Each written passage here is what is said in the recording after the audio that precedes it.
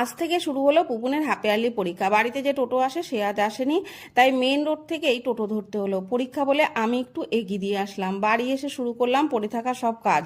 ওর ঘরের বিছানা গুছিয়ে এরপরে সমস্ত পর্দাগুলো খুলে নিলাম। এই ঘরটা আজকে সব পরিষ্কার করব। বইয়ের টেবিলে সব বই নিয়ে রাখলাম টিভির টেবিলে। এই ঘরটা আমার অনেকটা লাইব্রেরির মতন, চারিদিকে শুধু বই। তবে আমার মেয়েরা পড়াশোনা করুক না করুক, ঘর ভর্তি কিছু বই খাতা আছে যেগুলো পরিষ্কার করতে আমার জীবন শেষ হয়। ময়লার সাথে বের হলো বেশ কিছু ক্র্যাচার।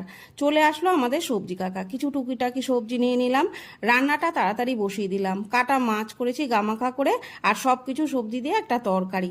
পরীক্ষা দিয়েছে কেমন জানি না, তবে হাসিটা দেখে মনে হচ্ছে ফুল মার্কস পাবে। সন্ধেবেলায় পুপুনকে করে দিলাম ওটস অমলেট। রাতে আবার রান্না করলাম চিকেন, যেটার কালার দারুণ হয়েছিল, সাথে একটু ডাল, কারণ বড়টা বাড়ি আসছে। তবে মুখটা যেভাবে বাড়ি ফিরল, মনে হচ্ছে এটাকে প্রেসিডেন্সি ইউনিভার্সিটি থেকে তাড়িয়ে দিয়েছে। Thanks for watching, tata.